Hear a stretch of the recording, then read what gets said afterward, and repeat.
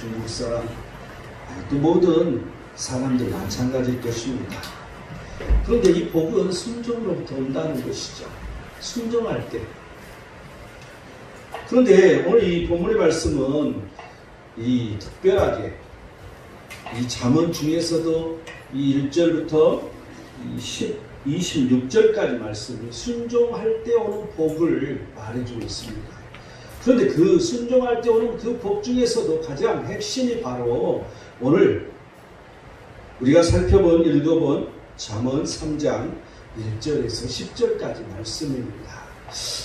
이 1절부터 10절까지를 세 가지로 우리가 대별할 수 있는데 이 세 가지를 순종하면 어떠한 복이 온다? 보통 이중 축복의 복이 오는 것을 오늘 여기에 기록하고 있습니다. 그래서 오늘 순종함으로 오는 이 복, 순종함으로 오는 이 축복, 무엇을 순종해야 축복이 오는 것인가? 첫 번째 1절을 볼까요? 내 아들아 나의 법을 잊어버리지 말고 내 마음으로 나의 명령을 지키라. 첫 번째는 잊어버리지 말고 지키라는 것이죠. 그런데 잊어버리지 않는다는 의미가 여기서 무엇을 말하고 있냐면 마음으로 말씀을 지킨다는 그런 의미가 있습니다. 언뜻 들어보면 야 마음만 내가 지키면 되는 거 아니야? 이렇게 생각할 수도 있습니다. 그런데 이 마음이라는 이 언어를 따져보면 이 레브에서 비롯된 이 단어인데 이 지정의 우리 마음속에는 지적인 게 있고 정적인 그런 감성적인 게 있고 또한 의지를 나타내는 그러한 의리를 드러내는 이러한 것들 내면적인 그러한 이 포괄된 측면을 다 포함해서 지정이라고 말합니다. 그런데 이 마음속에 그런 것이 있다는 거죠. 이 지적인 차원으로 완전히 이 하나님 말씀을 이해하고 또한 정적인 차원에서 그걸 기쁨으로 내가 받아들여야 된다는 거야. 또한 의지적 차원에서 순종하려는 그런 각오, 결단이 있어야 된다는 거죠. 이 세 가지를 지금 여기서 말해주고 있습니다. 쉽게 설명하면 마음과 행동이 함께 해야 된다는 것을 강조하고 있는 말씀입니다. 여러분 이 바리새인들은 행동만 강조해서 외식하는 자가 되었습니다. 그 속에 마음이 들어있어야 된다는 것이죠. 우리는 항상 하나님 말씀을 바라볼 때 우리의 마음속에 그 말씀이 들어있어야 된다는 것입니다. 마음을 실어서 행동을 해야 된다는 것이죠.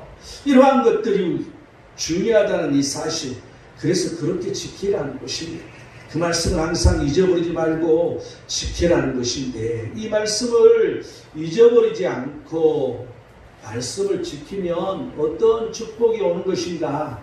이제 2절을 볼까요? 그리하면 그것이 내가 장수하여 많은 해를 누리게 하며 평강을 더하게 하리라. 여러분 우리가 장수한다는 것 지금 요즘 세대는 다 장수하기 때문에 나이를 다 80세, 90세까지 이렇게 살잖아요. 그래서 장수에 대한 의미가 별로 없습니다. 그렇다면 이 평강이라는 의미가 뭘까요? 여러분 이 평강, 샬롬이라는 단어를 썼는데 이 샬롬이라는 단어처럼 이 성경을 통틀어서 한마디로 딱 복을 요약을 한다면 샬롬이라고 표현할 수 있습니다. 그만큼 이 샬롬이라는 단어는 굉장히 많은 의미를 가지고 있습니다. 이 언어의 뜻을 살펴보면요. 평화라는 뜻도 있고 번영이라는 뜻도 있고 행복이라는 뜻도 있고 건강이라는 뜻도 있고 안전이라는 뜻도 있고 완전이라는 뜻도 있습니다. 쉽게 설명하면 모든 것이 완전히 충족되었을 때 내 마음이 평안이 오는 거죠. 그래서 예를 들자면 예부적으로 분쟁이 없고 예부와 어떤 조화로움을 이루는, 그래서 또 내 마음이 평안하는, 좀 더 깊이 있게 생각해 본다면 하나님과의 관계에서 늘 화목이 이루어지는 거죠. 또한 이익과의 관계에서 늘 화목이 이루어지는 거죠. 내 자신과의 관계에서 화목이 중요한 것이죠. 또한 이 공동체 교회와의 관계에서 화목이 있어야 된다는 것입니다. 또한 이 세상 모든 자연과의 관계에 있어서 늘 어떠한 조화가 이루어지는 것, 이러한 것, 모든 이 조화가 이루어진 그런 상황, 이것을 샬롬이라고 말할 수 있습니다. 더 쉽게, 더 직설적으로 표현해 본다면 우리 마음속의 내적인 평강이라고 말할 수 있습니다. 또한 두 번째는 육체적인 건강, 내 몸이 건강해서 평안이 있다는 거죠. 세 번째는 물질적인 번영, 내가 부요 속에 산다는 거야. 가난하게 사는 게 아니라 물질도 하나님께서 영통하게 하셔서 내게 부요로움을 말하는 것이죠. 또한 사회적인 안정, 내가 이 세상 살아가는 데 있어서도 이 세상에서도 안정적으로 살아가는 여러분 이처럼 좋은 게 어디가 있어? 모든 복이 다 여기에 다 갖다가 한마디로 딱 표현하면 샬롬이라는 거죠. 여러분 그래서 유대인들은 늘 서로 샬롬이라고 말을 해주고 있습니다. 이처럼 중요한 단어는 없습니다. 그런데 그런 평강 샬롬을 더해서 주겠다고 그냥 주는 게 아니라 그냥 줬는데 거기다 플러스해서 더 주겠다고. 여러분 이처럼 큰 복이 어디가 있습니까? 항상 하나님 말씀 앞에 우리는 그 말씀을 지키고 살면 그런 일이 일어난다는 것이죠. 그렇다면 이 말씀을 뭐라고 요약할 수 있는 것인가? 3절은 인자와 진리라고 표현해주고 있습니다. 말씀을 요약을 해본다면 인자와 진리. 여러분 이 언어로 말하자면 헤세드와 에메트. 이 헤세드란 단어는 우리가 너무나도 많이 들었을 것입니다. 사랑이랄지 은혜랄지 인자랄지 인애랄지 또 자비랄지 친절이랄지 온정이랄지 연민, 호의, 경건 수없이 끝없이 그 뜻이 아주 폭넓게 말해주고 있습니다. 이 단어, 이 헤세드라는 것은 하나님이 우리를 사랑하시는 그 사랑이 헤세드죠. 그런데 우리 인간도 하나님을 그렇게 사랑해야 된다는 것입니다. 뿐만 아니라 우리가 서로 간에 또한 그렇게 사랑해야 된다는 것이죠. 그래서 모든 인격적인 관계에서 우리가 지향해야 할 그러한 사랑, 그게 바로 헤세드라는 것입니다. 그래서 이처럼 큰 믿음은 없는 것이죠. 그래서 그 하나님에 대한 사랑, 하나님이 우리를 어떻게 사랑하는지 이게 성경에 모두 기록되어 있는 것이죠.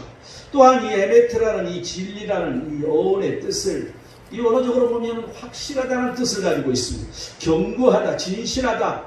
이 동사 아만에서 유리한 단어입니다. 그래서 쉽게 설명하면 어떤 상황이나 어떤 형편이나 아무 상관도 없이 항상 견고하게 확실하게 그 하나님 말씀을 지키는 성실함을 말해주고 있습니다. 그래서 이 에메트 말씀이라는 것은 우리가 그 말씀을 성실하게 어떠한 어려움과 어떠한 상황과 어떠한 난방이 있을지라도 그거하고는 상관없이 우리가 지속적으로 지키는 것, 이러한 성실함이 있는 게 바로 에메트라는 이런 의미를 가지고 있습니다. 이 인자와 진리, 헤세드와 에메트라고 했죠. 우리말로 표현한다면 쉽게 설명하면 사랑과 말씀이라고 우리는 표현할 수가 있습니다.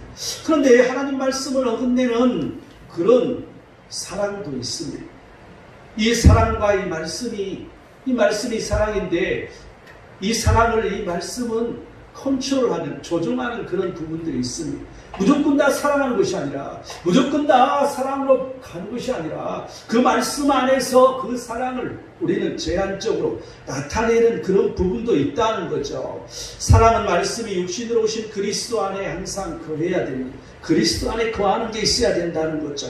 여러분 예수님은 바리새인이나 서기관들에게 화 있을진저 그들에게 저주하는 걸 볼 수 있습니다. 외식하는 자들이라고 그들을 꼬집어서 말하는 걸 볼 수 있습니다.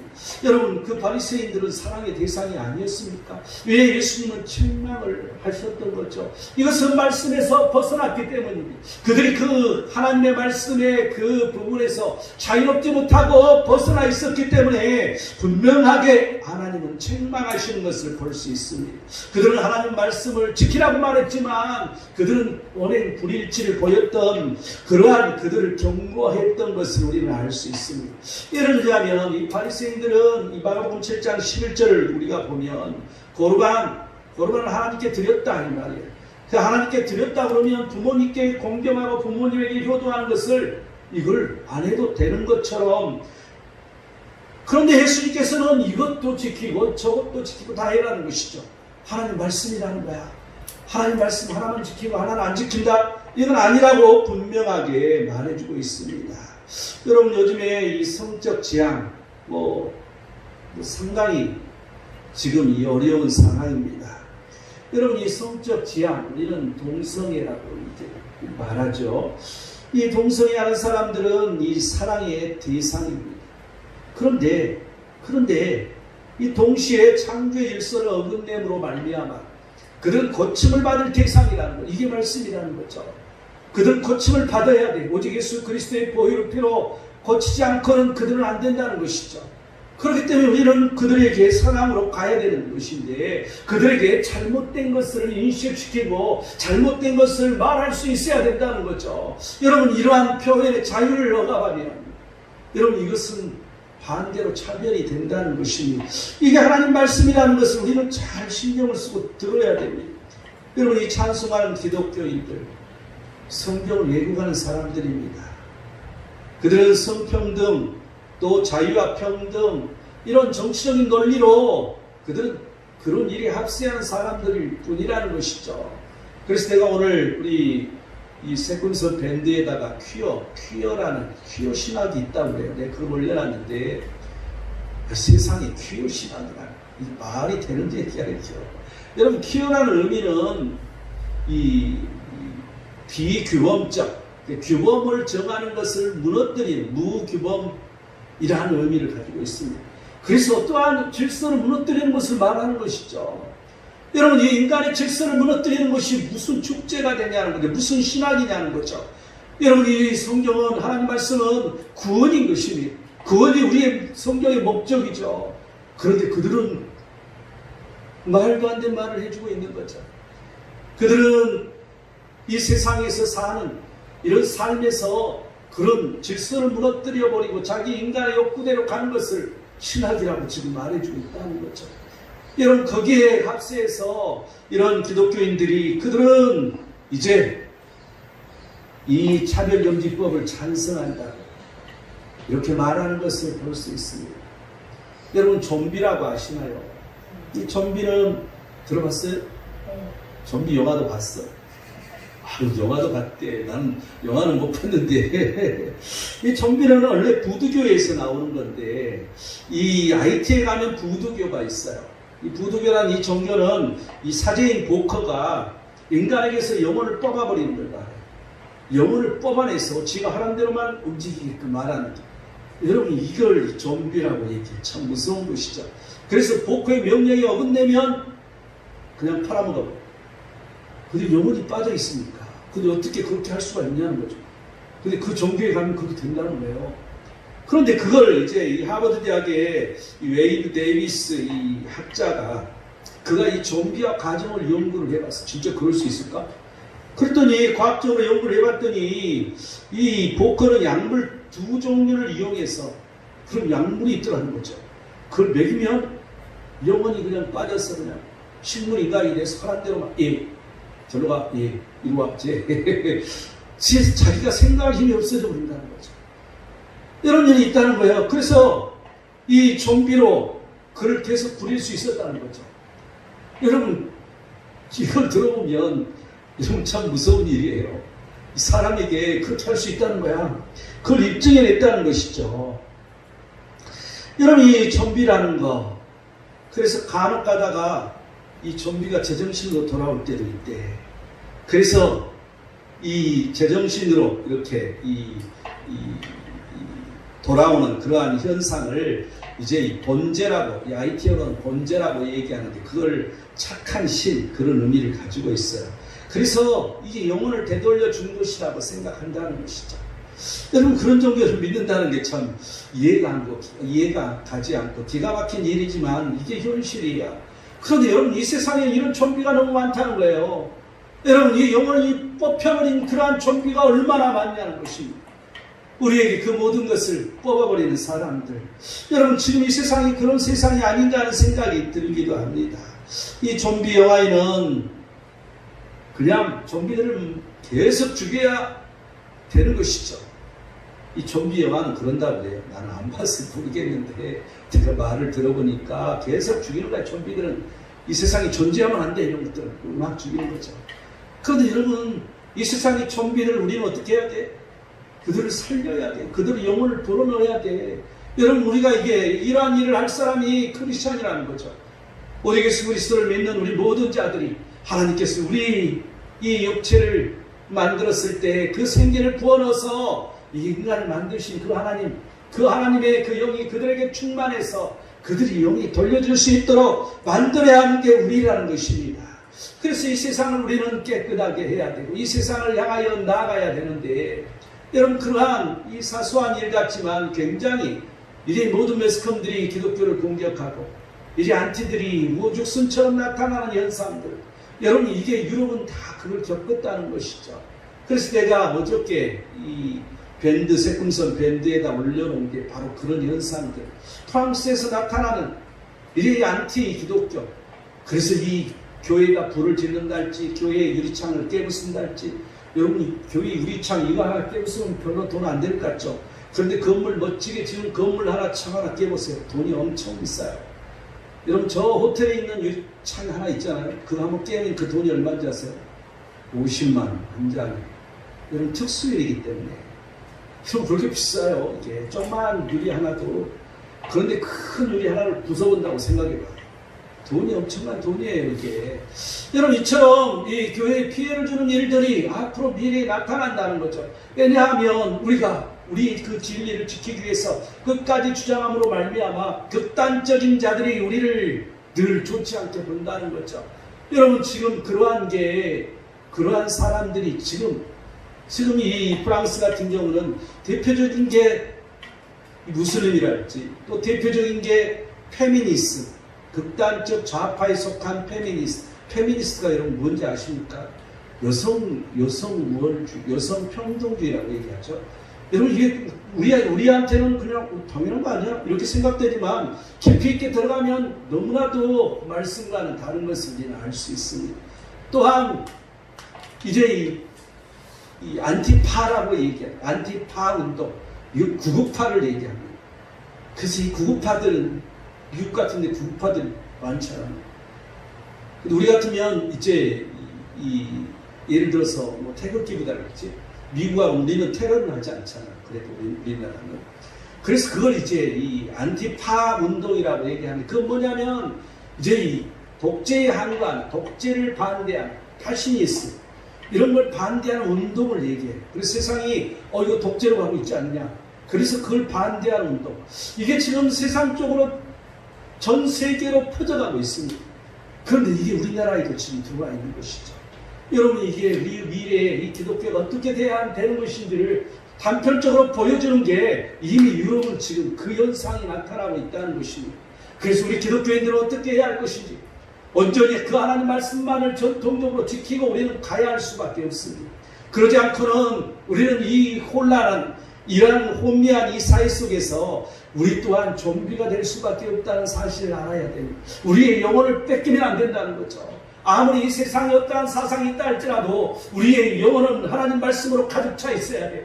그래서 그 말씀이 우리 마음판에 새겨져서 우리는 늘 잊지 않고 있어야 돼. 잊어버리면 안 된다는 것입니다. 그 말씀을 지키며 살아가야 된다는 것이죠. 여러분 이러할 때 샬롬이 온다고 분명하게 말씀은 말해주고 있습니다. 여러분 이러한 것들을 우리는 바라보면서 우리 신앙인들이 이 세상의 수많은 좀비들을 바라보면서 이 세상을 변화시키는 그런 일이 되어 있어야 된다는 것이죠.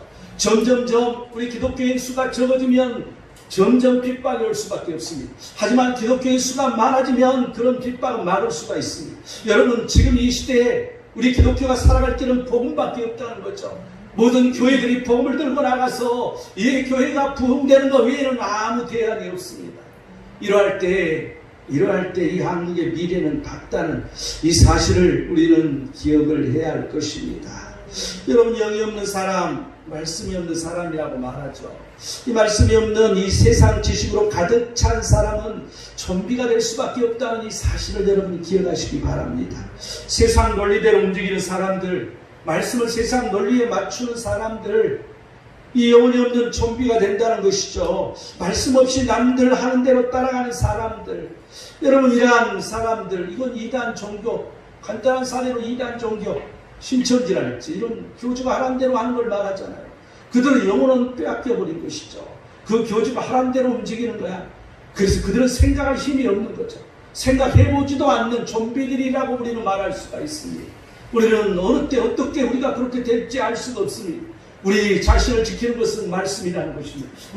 이 자신을 지키는 것은 그 말씀을 적극적으로 행동으로 옮겨 지키는 거라는 거죠.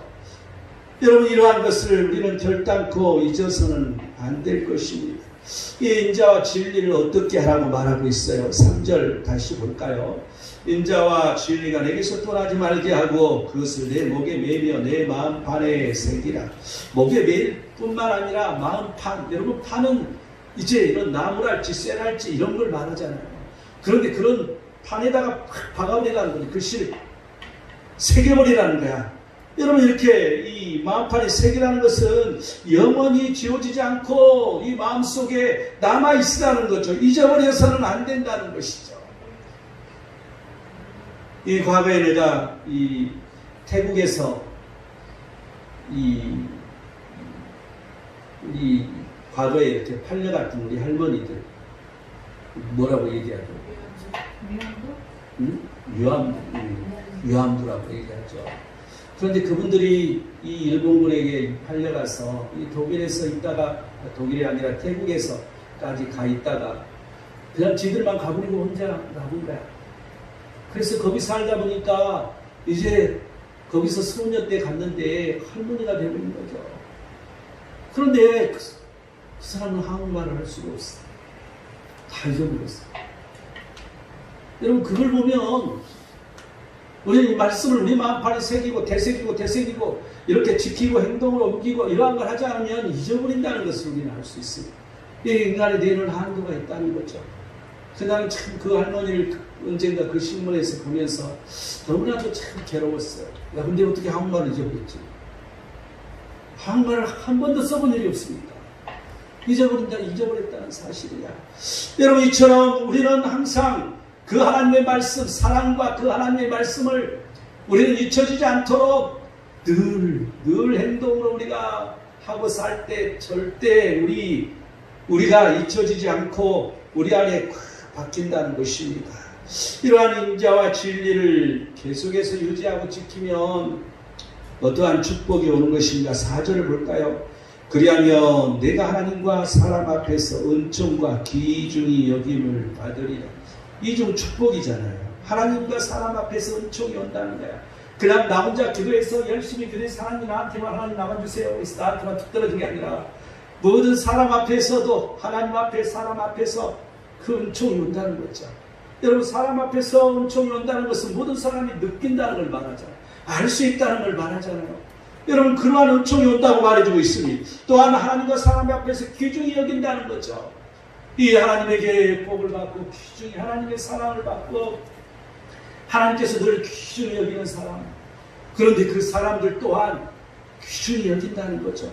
이러한 복이 항상 하나님 말씀을 가지고 사는 사람들에게는 이러한 귀중한 복이 온다는 이 사실, 귀중히 여김을 받는 일이 일어난다는 사실을 모두 잊지 마시기 바랍니다. 순종함으로 오는 축복, 무엇을 순종해야 축복이 오는가? 두 번째, 6절을 한번 볼까요? 너는 범사의 그를 인정하라. 그리하면 내 길을 지도하시리라. 두 번째는 범사에 인정하라는 것입니다. 여러분, 이 범사는 뭐예요? 모든 일, 사사건건 어떤 일이 일어나나 인정해라는 거예요. 하나님을. 여러분, 하나님을 인정하는 것은 무엇일까요? 어떻게 하나님을 인정하는 거야? 하나님의 신지를 내가 인정하는 걸 말하는데, 하나님이 전능하신 하나님이심을 인정하면 나는 어떻게 해야 돼? 어떤 일이든지 하나님께 아뢰어야 되지. 무슨 일이든지 사사건건 사소한 일이라도 하나님, 내가 이렇게 하는데 어떻게 할까요? 이렇게 하면 되겠습니까? 하나하나 하나님께서 전능하신 하나님의 손을 갖고 있기 때문에 우리는 그걸 하나님 앞에 물으라는 것이죠. 여러분, 이게 인정하는 거야. 뿐만 아니라 하나님의 그 말씀을 우리가 보고 은혜를 받았을 때 그 말씀대로 옮겨 지키는 것을 말하는 거죠. 그 말씀대로 하는 거, 여러분, 그게 하나님을 인정하는 것이잖아요. 예수님께서 모이게 힘쓰라. 그래서 우리가 모이게 힘써야 되잖아요. 여러분, 그게 하나님을 인정하는 것이잖아요. 여러분, 우리는 모든 일에 있어서 어떠한 행동이든지 하나님 말씀에 투영을 해봐야 돼.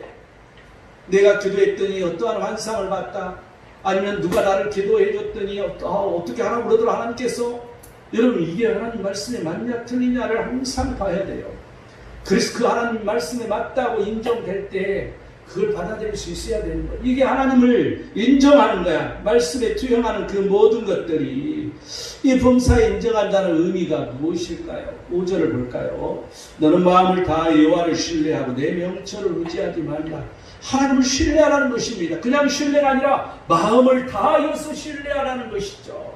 하나님께서 원하시는 것은 마음을 다하여서 우리는 행동을 옮기는 것들이 필요할 것입니다. 그 하나님을 신뢰함으로 말미암아 내가 지금 뭔가를 하나님께서 하라고 하셨는데, 내가 또한 우리가 미지의 세계에 가서 복음을 전하고 선교를 해야 되는데 늘 불안함이 있는 것이죠. 어떻게 해야 할지 알 수 없는 거죠. 그럴 때마다 우리는 마음을 다하여 하나님을 신뢰하기 때문에 그 하나님 앞에 기도해야 되는 것이죠. 그 하나님 앞에 엎드려져야 하는 것이죠. 그 하나님께서 사인을 주실 때는 믿고 담대하게 그러한 두려움을 뚫고 우리는 나아가야 되는 것입니다.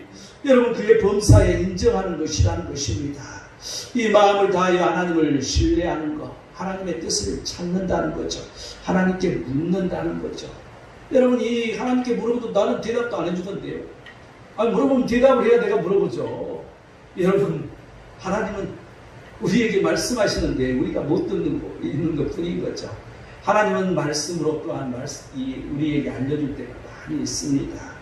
여러분, 즉각 대답이 아니라 말씀에서 우리는 알려고 노력해야 되는 것입니다. 항상 말씀에서 보여주는 것들이 있습니다. 아니면 또한 다른 사람들을 통해서, 여러분, 어린아이를 통해서도 그 입을 통해서 말해주는 게 있습니다.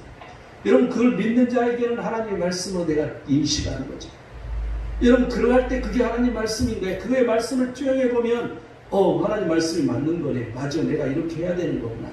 여러분, 어느 누구에게든지 누구를 통해서도 하나님은 들려주시는 것입니다.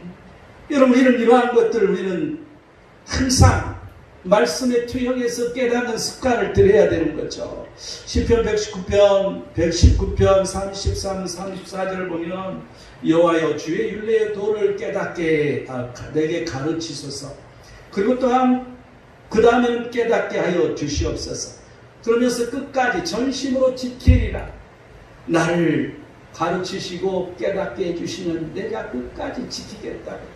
여러분, 항상 하나님께서는 우리를 가르치고 계십니다. 항상 하나님께서는 깨닫게 해주고 계신다는 거죠. 우리가 예민하게 그걸 반응하고 그 하나님을 바라볼 때 그러한 일이 일어난다는 사실입니다. 또한 자신의 명철을 의지하지 말라고 그랬잖아요. 내 명철을 의지하지 않아야 되는데, 아니 내가 좀 부족한데 나는 아무래도 안 돼요. 여러분, 야고보서 1장 5절은 너희 중에 누구든지 지혜가 부족하거든 뭐라고 했어요? 모든 사람에게 후히 주시고 꾸짖지 아니하시는 하나님에게 구하라고 그랬잖아요. 그래야만 주신다고. 여러분, 항상 뭐가 안 되면 구하라는 거죠. 나 이거 잘 모르겠는데 하나님 이거 어떻게 해요? 그러면 항상 하나님 앞에 구하라는 거죠. 그러면 하나님께서 주신다고 말해주고 있잖아요. 그 지혜를 주신다고. 로마서 12장 3절은 마땅히 생각할 그 이상의 생각을 품지 말라고 말해주고 있어요. 또 하나님께서 각 사람에게 나눠주신 믿음의 분량대로 지혜롭게 생각하라고. 여러분, 우리가 하나님 일을 하는 데 있어서, 또한 내가 무슨 일을 하고자 하는 데 있어서 항상 내가 앞서가는 사람이 있어. 내가 항상 먼저 판단하는 사람이 있어. 그게 아니라 하나님께서 항상 하시게 하는 거고, 하나님의 판단을 내가 존중하는 거고, 하나님께서 뭘 하시는가 들어보는 것이고, 또한 내 믿음의 분량대로 내가 해야 할 그 선에 서 있어야 돼. 항상 앞장서가면 안 된다는 것을 우리는 알 수가 있습니다. 이 범사에 하나님을 인정하면 이 두 가지 축복이 오는 것인데, 6절 볼까요? 너는 범사에 그를 인정하라. 그리하면 내 길을 지도하시리라. 내 길을 지도하신다는 거죠. 또 8절 볼까요? 이것이 내 몸에 양약이 되어 내 골수를 은퇴하게 하리라. 세 가지를, 삼중 복을 주고 있네요. 첫 번째는 우리의 길을 지도하신다는 것이죠. 그 하나님을 인정하고 그 말씀 속에서 우리가 뭔가를 찾으면, 또한 그 하나님을 인정하고 늘 우리가 기도하고 하나님 앞에 매달리면 그 하나님께서 우리의 길을 지도해 주신다는 거죠. 어떠한 길을 갈 수 있도록 열어주신다는 것입니다. 또한 이제 내 몸에 양약이 된다고. 이 언어적으로 보면 이 양약은 치유라는 의미를 가지고 있습니다. 내 몸 육체에 치유가 일어난다는 것이죠. 여러분, 항상 하나님 말씀에 그 하나님을 인정하고 그 하나님을 신뢰하면 나의 정신적인 그러한 건강이 온다는 것입니다. 내게 어떠한 문제가 왔을지라도 치유가 되는 일이 일어난다는 것이죠. 또한 내 골수를 윤택하게 한다고 말해주고 있습니다. 여러분, 내 골수 그러면 생각나는 게 있습니다. 뭐죠? 히브리서 4장 11절에 이 하나님 말씀에 대한, 하나님 말씀은 살아있고 운동력이 있어. 근데 지금 또 성경이 바뀌어서 활력이 있어. 그 예운 것도 이제 써먹지도 못해. 막 바꿔줘가지고 꼭 봐야 돼. 이렇게 뭐가 틀린가. 그래서 이제 거기에 이 뒷부분에 관절과 골수를 찔러 쪼개기까지 한다고. 여러분, 이 관절과 골수를 윤택하게 한다는 거죠. 여러분, 이 혼은 우리 생각을 좋게 하는 것을 말하잖아요. 이 영을 소성하게 하는 걸 말하잖아요. 관절과 골수는 몸을 건강하게 하는 것을 말해주고 있잖아요. 항상 하나님을 인정하면, 그 하나님이 인정한 그 일을 행하면 항상 하나님께서 우리 길을 지도해 주실 뿐만 아니라 우리 건강을 주신다는 것입니다. 우리 영적인 건강, 육체적인 건강, 정신적인 건강을 모두 다 주시는 축복이 있다는 것입니다. 여러분, 그래서 그렇게 순종해라는 거야. 범사에 인정하는 이 순종을 해라는 것이죠. 그럴 때 그런 축복이 있다는 것을 말해주고 있습니다. 그런데 이 범사에 하나님을 인정하는 사람은 어떤 사람이냐고 말해주고 있냐면 7절을 보니까 스스로 지혜롭게 여기지 말지어다. 여호와를 경외하며 악을 떠날지어다. 첫 번째는 스스로 자기를 지혜롭게 여기는 사람. 항상 뭔가 앞서간 사람 있잖아요. 자기가 이렇게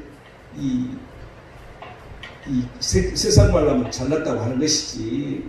그래도 좀 말이 내가 과한 말이긴 하지만 내 속으로도 이렇게 해야 되는데 왜 저 사람들은 저렇게 하는 거야. 항상 나를 지혜롭게 여기지 말라는 거야. 또한 두 번째는 여호와를 경외하는 사람이라고 그랬잖아요. 세 번째는 악을 떠난 사람이라고 그랬잖아요. 항상 하나님을 경외하고 늘 내가 겸손하고 늘 하나님 말씀에서 벗어나지 않으려고 노력하는 이런 사람이 하나님을 인정한 사람이라는 것입니다. 마지막으로 순종함으로는 축복. 무엇을 순종해야 축복이라는가? 마지막 세 번째 9절을 볼까요? 내 재물과 내 수산물의 처음 익은 열매로 여호와를 공경하라. 세 번째는 첫 열매로 공경하라는 것입니다. 여러분, 또 이렇게 보니까 헌금 많이 해라는 거 아니야. 여러분, 의미를 잘 살펴봐야 됩니다. 물론 그런 의미도 있을 것입니다. 첫 번째는 재물이라고 했어요. 이 재물의 의미는 우리가 마태복음 6장 21절에 예수님께서 이런 말씀을 하고 있어요. 내 보물이 있는 그곳에 내 마음도 있느니라. 여러분, 이 재물과 이 마음, 이게 같이 가야 되는 의미를 가지고 있어요. 이 재물이 가는 곳마다 사람 마음도 따라간다는 것이죠. 이 재물이라는 것은 재물 자체뿐만 아니라 마음을 드러내는 것이라고 볼 수 있다는 것입니다. 이 단지 물질을 바치라는 명령이 아니라 마음을 실은 그런 헌물을 하라는 그런 말입니다. 우리가 헌물을 하더라도 내 마음이 거기에 실어져야 된다는 거죠. 내가 진정으로 하나님께 감사하는 헌물, 진정으로 그 하나님의 일을 위해서 성경금 한다 할지 아니면 뭐 한다 할지 그냥 습관적으로 하는 것이 아니라 내 마음이 그 속에 실어져야 한다는 것입니다. 이 마음을 실은 그 헌물을 바침으로 그러므로 마음을 드리는 것이라는 거죠. 또한 하나님을 향하여 최고의 경의를 표현한다는 것입니다. 여러분, 헌물한다고 그냥 하는 것이 아니라 마음을 실어서 할 때 최고의 경의를 표하는 거라는 거죠. 하나님 앞에. 이 헌물을 경솔히 여기는 사람들이 있습니다. 예를 들어서 이 포로기의 이스라엘 백성들은 그들은 이제 이 말라기 1장 8절을 보면요. 눈먼 희생 제물을 바치는 것이 어찌 악하지 아니하며 저는 것 병든 것을 드리지 않는 것이 어찌 악하지 아니하냐. 그들이 이제 하나님 앞에 희생 제물을 드렸는데 눈먼 것을 드렸다는 거야. 또한 저는 것 병든 것을 드렸다는 거죠. 여러분, 이것은 부정결한 것입니다. 여러분, 그 의미만 있는 게 아니라 그때 사람들은 그것을 자기 집에서부터 소를 뭘 볼 수 없잖아요. 먼 데서 온 사람들이. 그러니까 이 성전에 가서 그 파는 사람한테 그걸 샀는데 여러분, 뭔가 부족한 것은 돈이 더 싸지 않습니까? 그러니까 제대로 헌물을 하지 않는 것, 두 가지 헌물을 가지고 있는 거죠. 부정결한 것을 드리는 것, 하나님 앞에 제대로 헌물을 하자, 이런 두 가지를 말해주고 있어요. 이것은 그러한 것은 악하다라는 것이죠. 또한 말라기 1장 13절은 그러한 제물을 바친 사람을 받지 않는다고, 하나님은 그런 것은 받지 않겠다, 이런 말씀을 해주는 거 있어요. 또한 사도행전 5장 1절에서 11절은 하나님과 삽비라가 나와요. 근데 나는 여러분 이걸 읽을 때마다 좀 이해 안 될 때가 있어요. 아니, 자기 재산을 팔아가지고 그럼 하나님 앞에 다 드려야 받는 것인가? 근데 그걸 속이고 반을 드렸는지 조금만 드렸는지 모르겠어. 근데 죽는 일이 일어났어요. 아니, 그런다고 하나님이 그렇게까지 하실 수 있을까? 그런데 자세히 그 말씀을 보면 이런 말이 있어요. 사단아, 내 마음에 가득하여 성령을 속였다. 또 사람에게 거짓말한 것이 아니라 하나님 앞에 거짓말한 것이다. 어떻게 보면 그는 하나님 앞에 소원, 약정, 내가 이렇게 하겠습니다, 약속, 이런 것들이 있었다는 이런 암시를 보여주고 있습니다. 그래서 하나님 앞에 내가 드리고자 하는 것을 다 드리지 않고, 생각해보니까 아까워, 조금 떼어야지 그런 거 드렸다는 것이죠. 여러분, 이렇게 이 헌물을 잘못했을 때는 경솔히 여기면 이런 저주가 있다는 것, 그래서 악하다는 것, 받지 않으신다는 것, 저주가 온다는 것, 이걸 생각하면서 우리가 하나님 앞에 드리는 것은 최고의 경의로 우리의 마음을 실어서 드려야 된다는 이 의미를 가지라는 것입니다. 또 어떤 열매? 내 소산물의 처음 익은 열매라고 했잖아요. 여러분, 처음 익은 열매라는 것은 열매 중에서 가장 귀한 것이라는 의미를 가지고 있습니다. 가장 귀한 것, 모든 것, 이러한 것을 다, 여러분, 그 모든 것 중에 가장 귀한 것을 바친다는 의미는 모든 것을 바친다는 그 의미를 가지고 있어요.